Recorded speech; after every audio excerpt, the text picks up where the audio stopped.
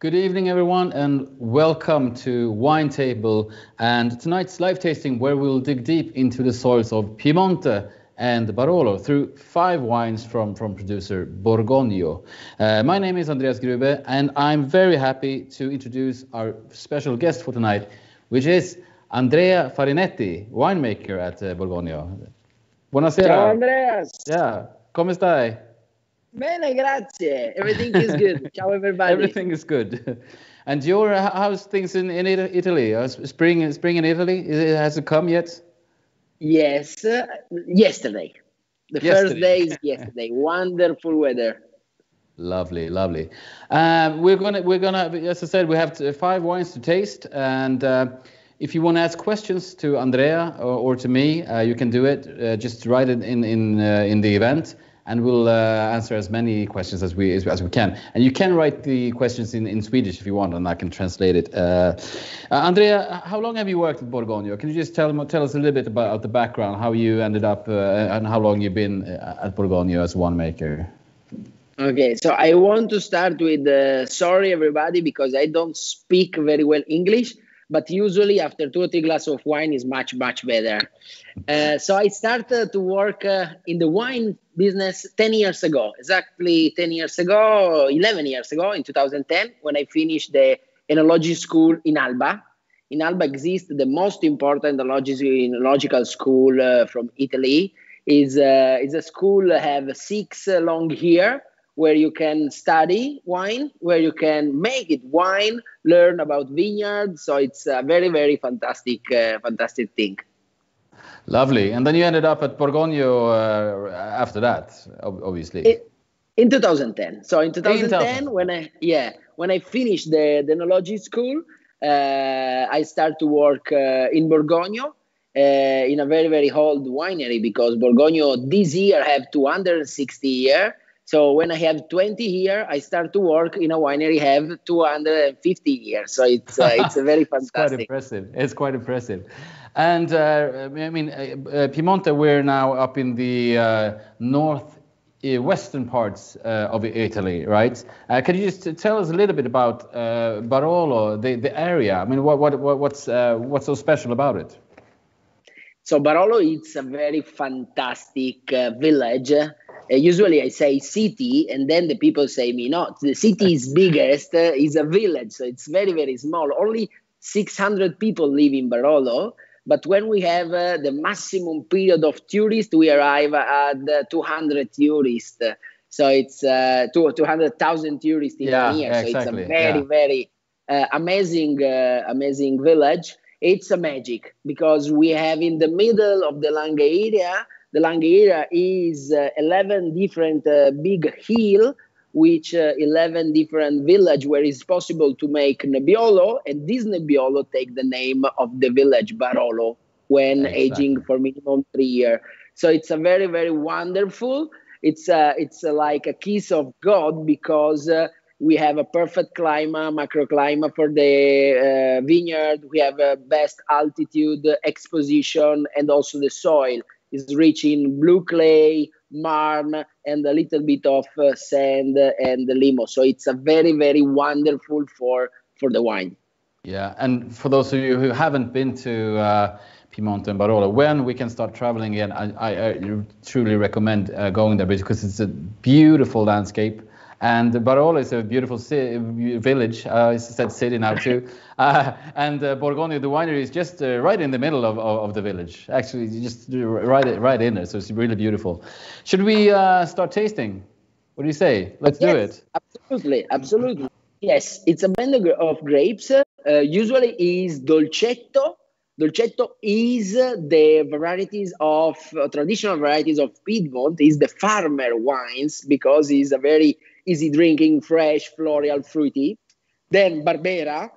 The Barbera is, if the Nebbiolo and the Barolo is the king of the wine for the Piedmont, the Barbera is the queen, because it's very soft, harmony wine, great acidity, and then Nebbiolo. But not every year we make the same blend, depends to the vintage. In this case, in 2019, we have also a little touch of Freisa.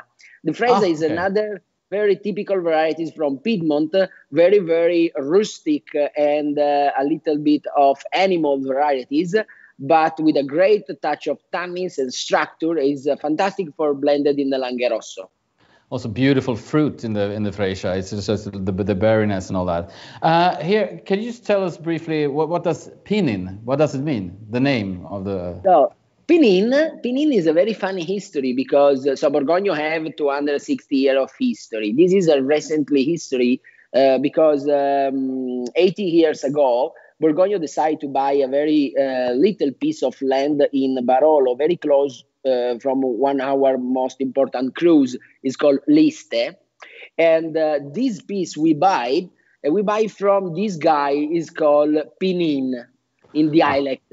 And the Pinin have this chabot. The chabot is a little house where Pinin lives and have this vineyard planted a little bit in Dolcetto, in Barbera, because many years ago, when people have only one piece of land, planted all the varieties because don't have a risk during the harvest. No, is much easier to make a wine.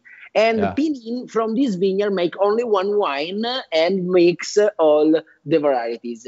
So we bought 80 years ago this vineyard. From this vineyard, we start to make our Langhe Rosso, and we continue this tradition. And we decide to put on the label the name of the old owner, so Pinin. That's beautiful. That's beautiful. And I mean, if we taste this wine, it's really. How would you describe it? And what is it you want to show with this wine? What's the purpose? For me, this is just everyday wine that works with just basically everything from like charcuteries and cheese to pastime pizza, or just as it is on its own. I mean, how would you describe it? So I describe it like this. It's a very, very elegant and fresh and body wine. It's also fantastic with the fish because it's not a wine with this great structure and rich in tannins. It's very, very soft, harmony in the bones. So if you put a little bit in the ice, you can also serve it with the fish. So it's amazing.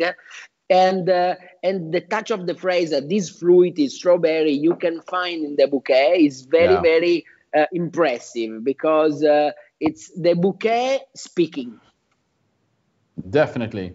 It's almost a little bit floral too, like red flowers, and then it's really beautiful. How would you serve it? Now, mine is slightly cooler. It's around 16, maybe something like that. How would you serve it? Yes, so I have a pathology. I serve all my wine very, very, very low temperature because I like to drink the wine fresh. So also the Barolo, usually I put in the glass at 14 and I attend sometimes to arrive perfect at 16. You can drink in a very, very new way and fresh way. But this is perfect for every occasion. Depends what you eat, and from what you eat, you can decide the temperature of the service. I totally agree. Before we go into next wine, could you just briefly describe Langhe, Langhe. Apart from Piemonte and Barolo? What is Langhe in that sense? So we can start from Italy. No, you can look the map of Italy. Italy is very, very big. On the northwest, you can look Piemonte. And from Piemonte is also possible make a wine with the denomination Piemonte. And this is say all the grape arrive from this region, take the Piemonte denomination. Then if you go in the south of Piedmont, in the hills of Barolo, Barbaresco, Roero, and other, take the name Langhe. Langhe is like the name of the region, so the little region inside a bigger region.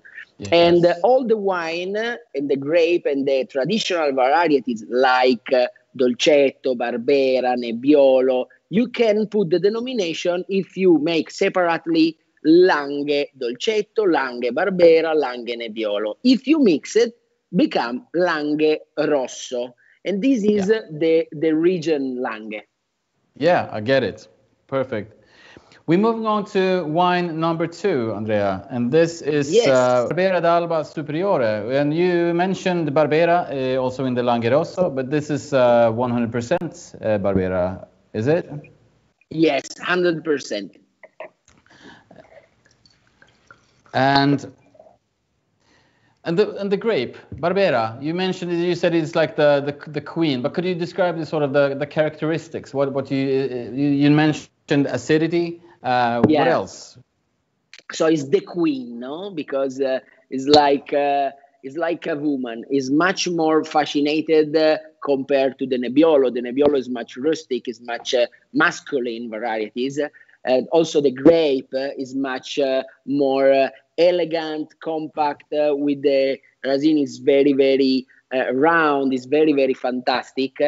The principal characteristic of the Barbera is in the bouquet, because it's very, very open and floral, usually rich in fruity. When you drink, it's very harmony, elegant, without tannin, so it's very, very soft.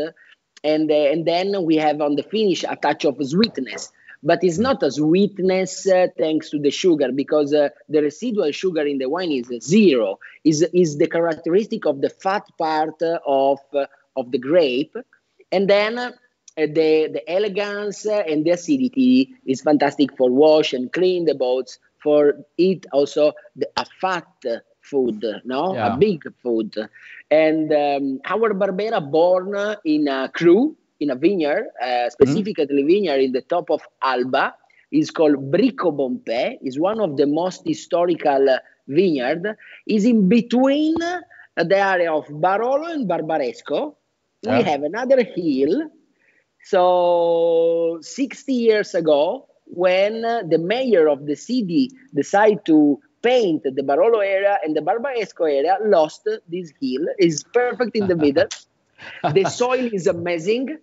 The exposition is fantastic. And we decided to dedicate this vineyard at the Barbera, because the Barbera d'Alba, so the Barbera close to Alba, born in Alba, in the next 10 years, I think we lost. We lost because all the vineyard is replanted at Nebbiolo. And we decided to dedicate this vineyard at the Barbera for continuing a very, very most important varieties for international touch, because it's the much more international touch in the boats compared to the other Piedmontese varieties. It's a beautiful wine, and the acidity that you mentioned is just cutting through. It's just laser sharp, the acidity, and also, but there's some oak treatment in this one as well. It's called Superiore, which means it's been on the barrels for some time, right? Yes. So for called Superiore for the low, usually it's important only the alcoholic percentual. No, for us, superiore means superiore. So superior between a normal Barbera and our Superiore Barbera. So this born in a concrete tanks with all our wine born without selectionist. So it's spontaneous indigenous fermentation in concrete tanks. And then after 20 days of fermentation, we separate the skin from the wine, and the wine go in a big barrel in a Slavonian oak for the 50%, another 50% in 25% in Slavonian oak toasted, and one part, other 50% in French oak toasted. Okay, so interesting mix. Four different barrels, same vineyard, same grapes, same fermentation, aging in a little bit different way for 1 year. Wow. After 1 year of oak, we put together and it's ready for bottling. And this is a fresh and new release. Yeah. 2019 is this. How would you? What would you pair this wine with if you have it like on a Sunday dinner or whatever? Just what would you serve when it comes to food? So for me, for example, it's very easy say the Piedmontese cuisine, but we know the Piedmontese appetizer, etc., is not easy to look all around the world. But for example, with the gyoza from Japan with soya sauce, this is amazing. Or for example, with the pig, with the marmalade on topping is amazing. So usually with the fat food, so the big food, you can cook in all around the world. The Barbera is perfect because the acidity clean and wash your boat. Yeah, I totally agree. It's beautiful, and just like a classic Bolognese or whatever would be lovely. How long would you say? I mean, I think this one is really showing is young. It's a new release, but it's showing very, very well. But you could also age it for quite some time, I guess. What would you say would be the perfect aging time for this one? So 1 week ago, I don't know if you know Carlin Petrini. Who is? Yes. Carlin Petrini is the founder of Slow Food. Come in our winery and say, Andrea, the people know only the aging of the Nebbiolo, but don't know the capacity of the aging like Barbera or in the Dolcetto. Give me the Dolcetto or Barbera very old, and I open my first vintages. So Barbera 2010 and Dolcetto 2010. It's amazing. The Barbera for me, minimum 15 years, easy. Easy. Okay. Easy. Cool. I have a shout out to you, Andrea, from Ulf. He says, Andrea, I remember your first visit to Stockholm and your wine tasting in the cellar of Grapp. Yeah, absolutely. It was some years ago. I remember because I love Stockholm, and thanks to this tasting, it became my favorite city in the world. We have a question from Mats while we're pouring the next wine. Mats asks, what's your opinion about aging in concrete? So when I start to study in the enology school, I have the fortune to work with a very important teacher. It's called Carlo Arnulfo, and this teacher say the concrete is the best, and permits us at my classroom to work only in a concrete tanks and not in a standstill. So when I had my family in 2008 buy Borgogno, in 2010 I arrived.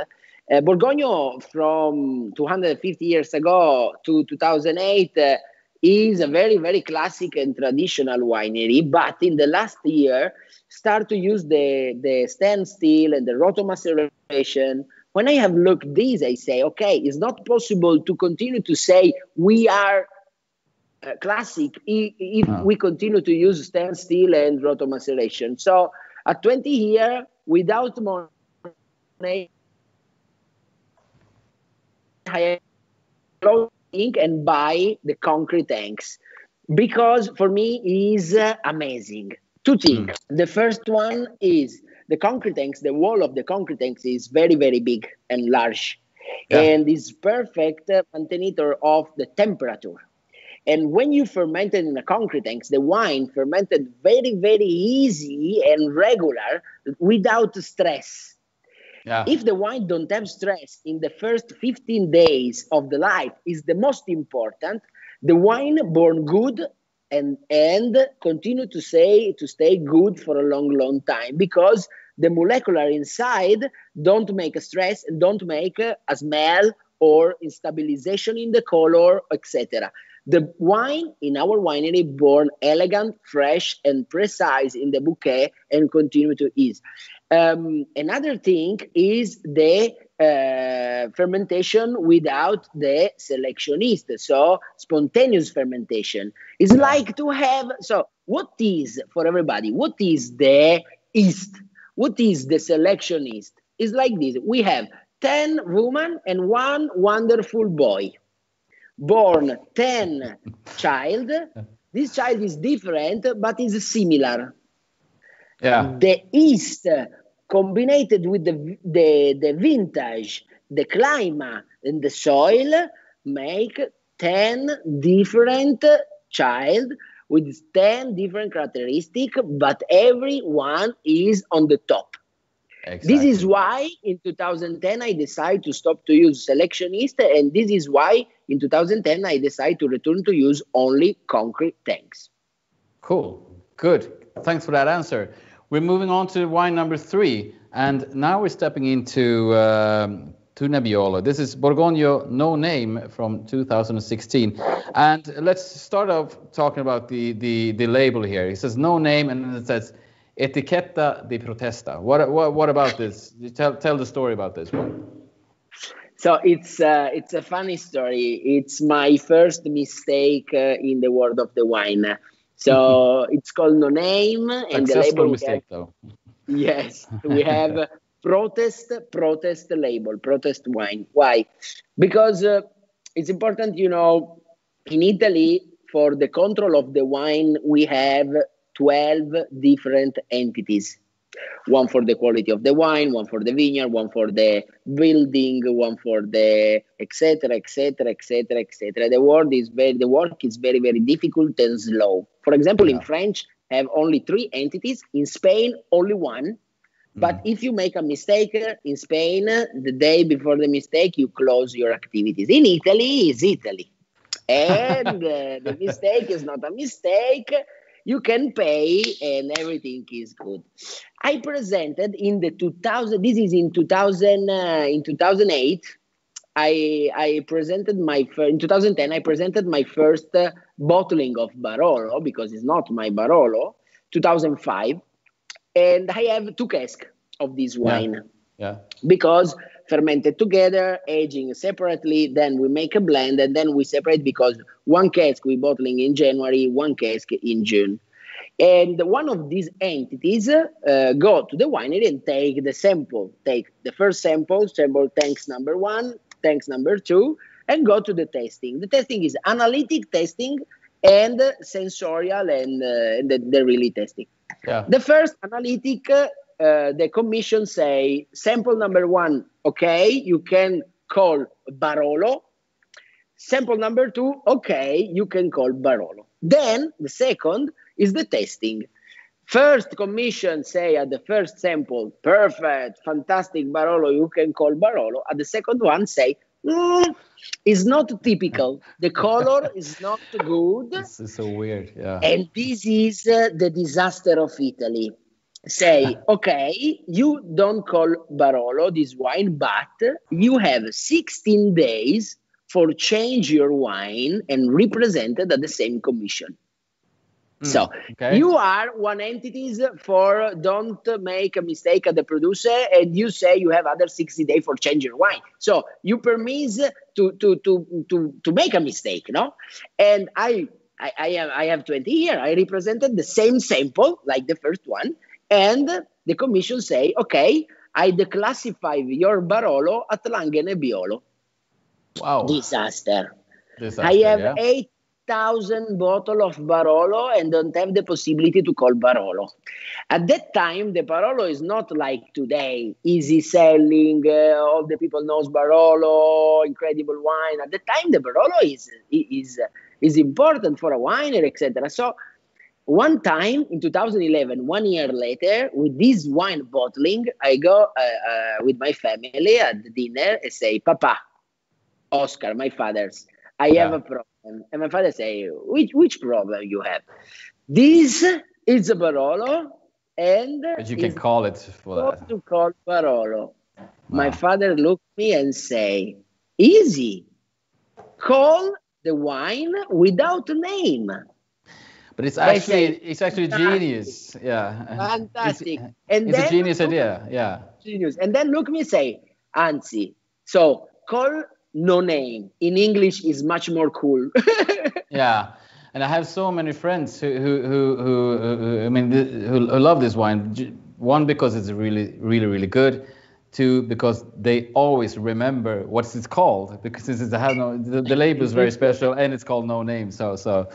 But we so this is 100% Nebbiolo, which is of course the classic, the king of Barolo, Piemonte. And would you just describe the characteristics of the Nebbiolo grape for the viewers? Okay.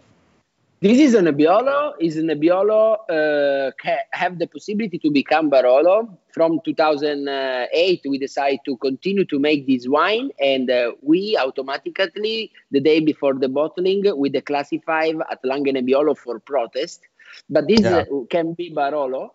and But the grape, the variety itself, yes, is Nebbiolo. Nebbiolo is completely different compared to Barbera. Barbera, say, compact, little. The Nebbiolo is much more longer, and then the resin is very, very not compact, and then have the fly like le ali. And it's not a very, very color grapes. It's not dark, and this is why called Nebbiolo. Is from the fog and also for the color of the grape. And the Nebbiolo, it's amazing because born very, very red, little fruity and a lot of floral. And then when aging change the characteristic in spicy, like pepper, like tobacco, and cinnamon, and also balsamic sometimes, or incense, and is incredible. The evolution of the Nebbiolo and the capacity of the Nebbiolo to make easy fresh wine, or the king of the Piedmont wine, the Barolo, is amazing because it's versatile. It's for everybody. Nebbiolo is amazing.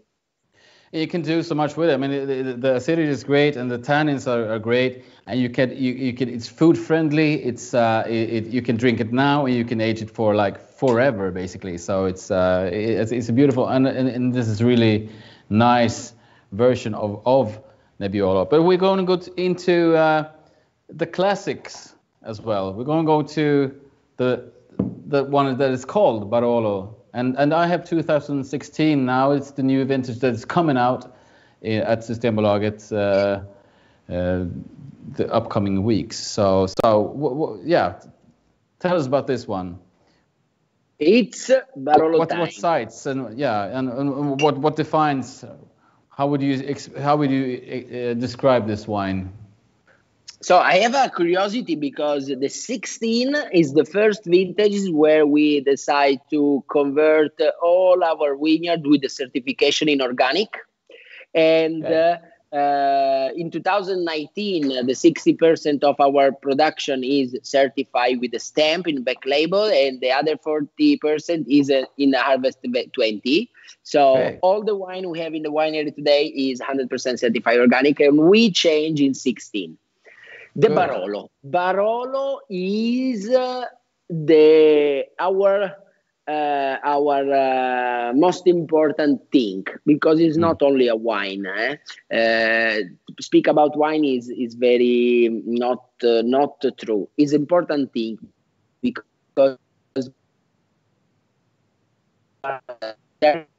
land, soil, climate, people. The P of people is the most important because only these 200 different farmers created the idea of the Barolo, repainted all our landscape, and transformed in one of the most important UNESCO heritage in the world in 2014.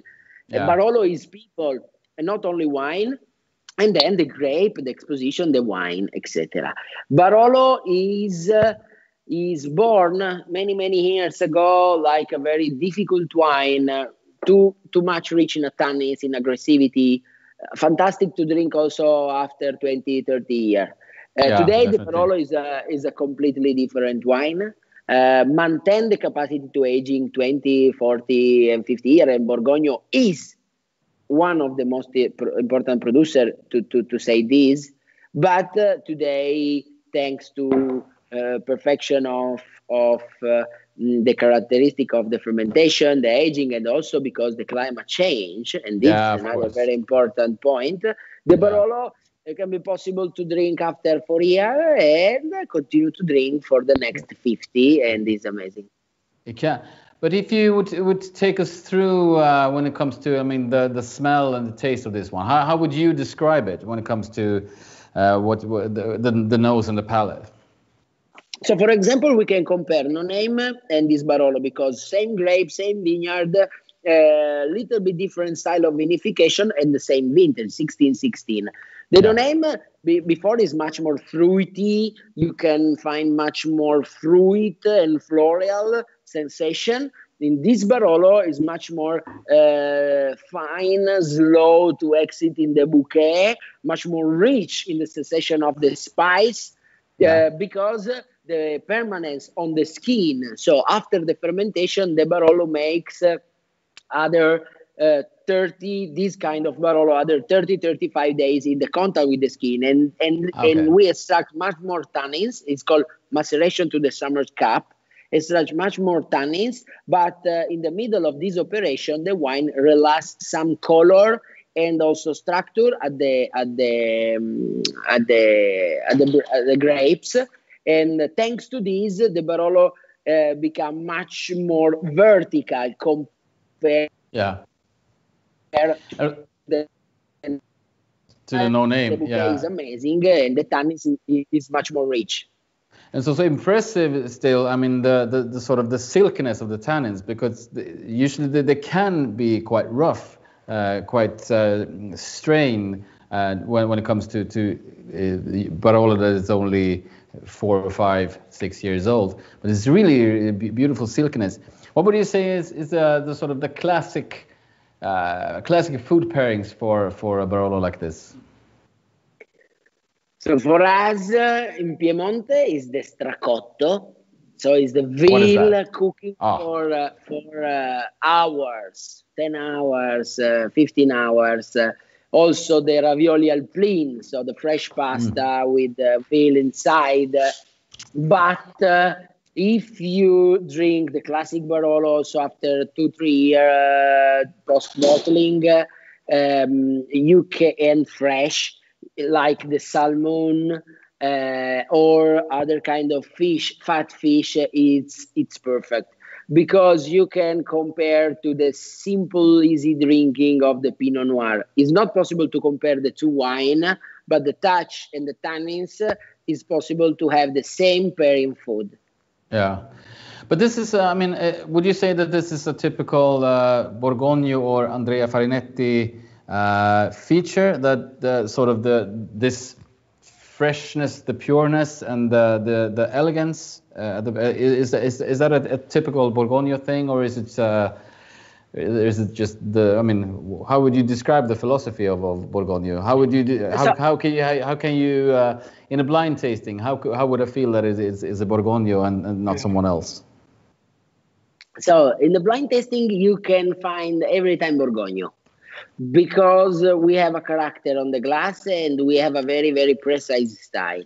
So we prefer don't is exuberant and strong and big in the first year, because we are convinced that this strongness you lost in the next 10, 15 years in the bottle. Our wine is important to have the capacity to aging for the next 50 years. Yeah. And so we born slim, but like a marathonette, okay? So slim, but with muscle, no? And then pure originality on the smell, because we want to find the Nebbiolo in the Nebbiolo, the Barbera in the Barbera, and the originality of the terroir inside our glass. Then we don't use new oak.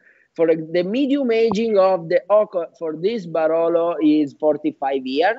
The size is from 2,050 liters to 19,000 liters. Okay, so it's big. It's really big. Yeah, it's an apartment. You can sleep inside. It's not far. It's very, very big. Because we don't want to have a touch of oak in our wine, and we want to maintain the originality of the grapes. It's beautiful, really beautiful. And we're going to finish off with another classic Barolo. And this is there is some taste. What happens with the Barolo when it ages? I mean, this is 4 years older than the one I had, than the 16. But what happens with age for Barolo and maybe all the grape?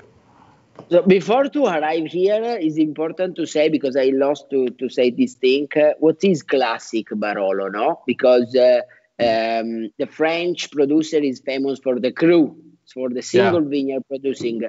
The Barolo, no. the Barolo born many years ago with the classic style wine. So mix different vineyard, same grape, same varieties, but different vineyard. Why? Because the risk of the climate every year in the different hill is completely different. And thanks to mix different vineyard, different exposition and climate, you have the capacity to make an incredible wine every year. So the constants. Borgogno, for the first time, introduced the Cru, Canubi separately, Liste separately, and Fossati in 2008. And these two, the classic and the Riserva, may become from a mix different vineyard. The first one, 5 different Cru. Canubi San Lorenzo, Liste, San Pietro delle Viole, and Fossati. Yeah. The last one, only the heart and the best part of Canubi, Liste, and Fossati. That's it. Okay, that's it. Okay. What we find in a aged Barolo, much more concentration, much more elegance, because we don't are very close to the bottling, and the wine become very round and soft.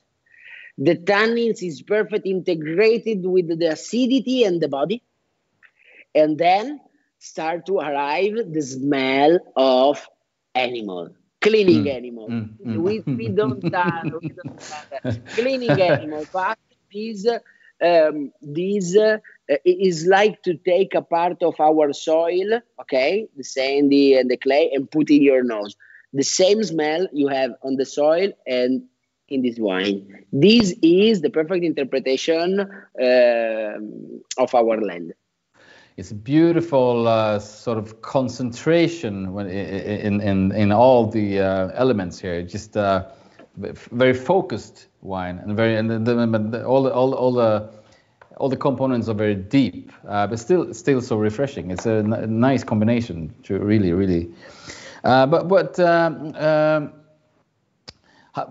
also the extra time, is it the extra time in general, or the extra time in oak that affects the wine, or both?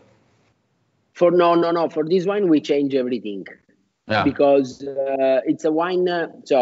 The classic born every vineyard we the first one we fermented separately and then we blended. The Riserva born in the same time, so we keep the grape at the same in Canubi, in Liste, in Fossati the same days, and we fermented together. And the natural fermentation is around 12 to 15 days.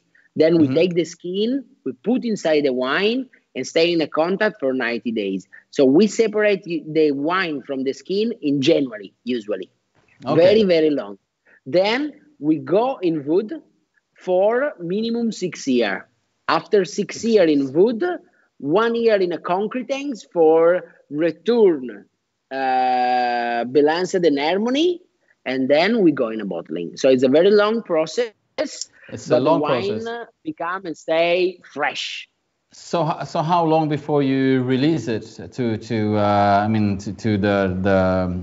the different markets? How long do you keep it before it's released? It's 8 years in total, or 7, 8 years, something like that. 8 years usually. 8 years. We exit in April with the 14. But this is not my idea. I have only the capacity to tell, but this idea born in 1920. So in the 1920, in the Langhe area, is in Piemonte, is a Langa della Malora. Malora is not good weather. It's everything is dark, because the Langa before to 30 years ago, it's a very poor population, and the Barolo is not Barolo, and the wine is not the wine. We don't have the industry, so it's a disaster. One family eat for 1 week only with 1 anchovies and a piece of bread. This is the Langa 80 years ago. So in this period, one genius of Borgogno is called Cesare Borgogno. understand the capacity and the potential, think of the Barolo, and decide to stop to sell 20,000 bottles of every great vintages of Barolo for sale just only after 20 years. In 1922, born our Barolo Riserva, the first release. All right. Today, thanks Cesare, we have the capacity to propose and to sell in the global market, in a location, in a very small quantity, Barolo like 1961, 67, 78, 82, 85, 88, all the best vintages. And Cesare is one of the genius of the history of Borgogno, but the founder Bartolomeo in the 1761, the first farmer when the Barolo and the wine is only a question of the king. And this is a farmer and decide to start to bottling the wine or many other appointment, very incredible appointment on Borgogno history. Yeah. And before we have some questions for us now, but before that, just what would be the perfect food pairing for this wine? I mean, this is just such a food-friendly wine too. I'm just thinking of like braised meat of some kind, or what do you serve it with? This one? Yeah. Without nothing. I like to open the bottle only for me, egoist, and drink all the bottle without everything.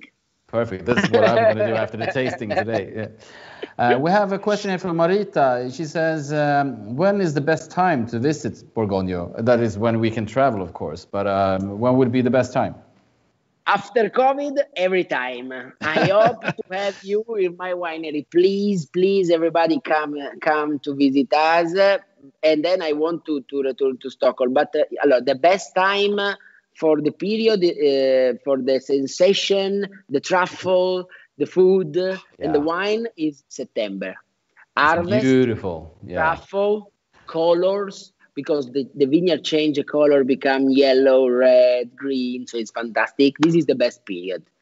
But fantastic. If you don't want people, because in a normal period, September, October, November is a disaster, you can go at the end of December or January.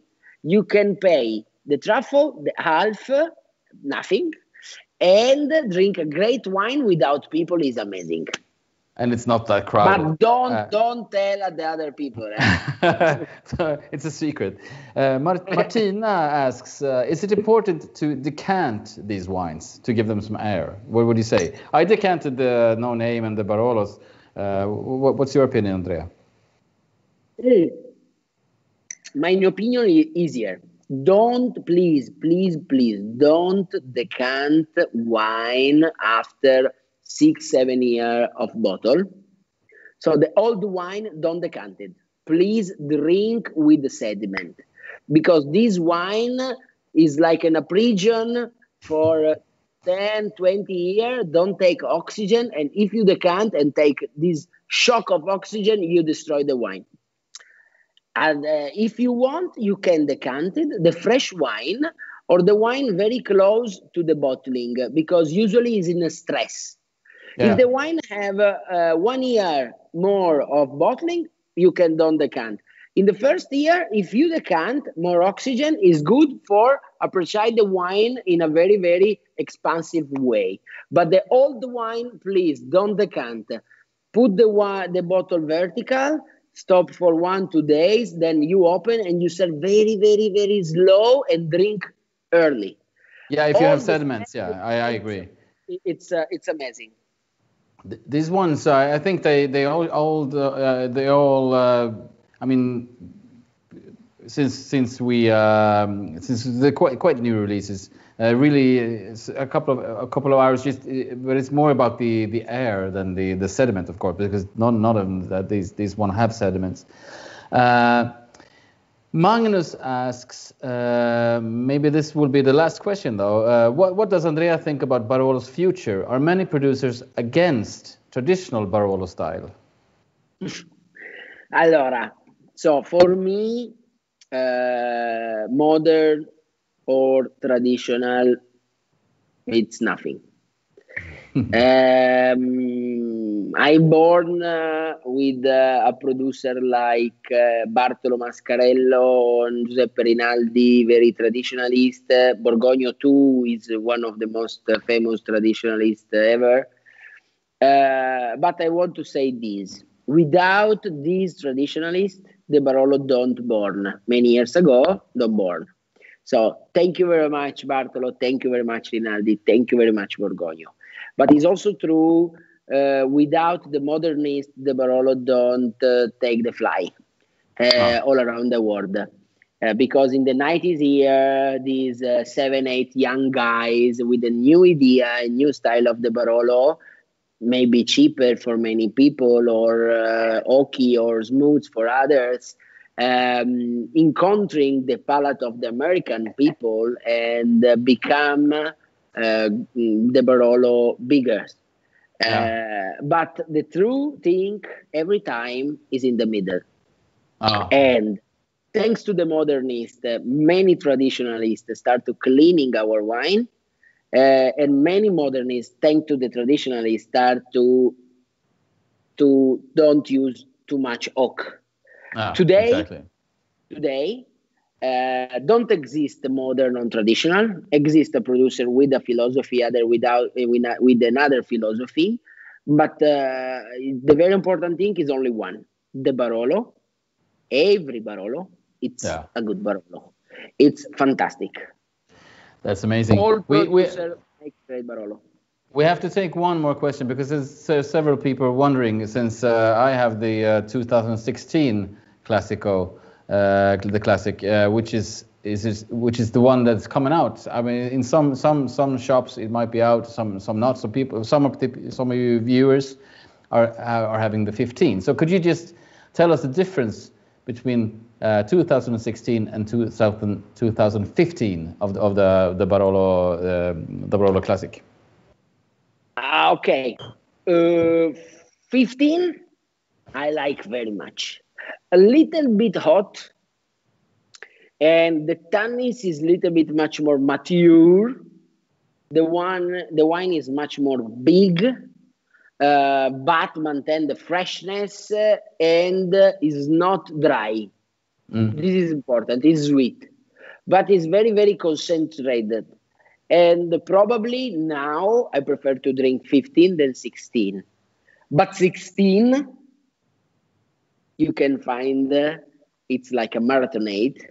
It's like the winner is, no, it's 16. And the 16 have the capacity to aging for the other 50 years. Probably one of the best harvest and vintages, like 2010, like 2013, like 2019, probably. Okay. Like 82, like 96, like this vintage. Classic. Is very, very classic vintage. Okay, cool. So with that, we're rounding up today's tasting. So I just have to say thank you very much for joining us. Thanks for all the comments and all the questions. And thanks, of course, to you, Andrea. It's been a pleasure having you on this tasting. And could sit here all night drinking wine and talking to you. It's just so fascinating with all these stories. In the meanwhile, you can check out borgogno.com is your site, right? If you want to know more about the wines and the region and about Andrea, of course. And then check out Wine Table at winetable.se. And please also follow Wine Table on Instagram. It's winetable.se there as well. And if you have any pictures from tonight, if there's a certain wine that you like better or whatever, just have a perfect food pairing, tag us there. It would be lovely. And check out our YouTube and follow us there as well, because there you also can find all the previous tastings. So with that, thank you so much again, Andrea. It's been a pleasure. Now I'm going to just enjoy some wine after the tasting and have some fun. I hope to see you in Stockholm very soon. You're always welcome. Absolutely. Yes. Well, thank you. Good night and cheers. Cheers, Andrea. Cheers. And from Salute. The two Andrea, ciao everybody.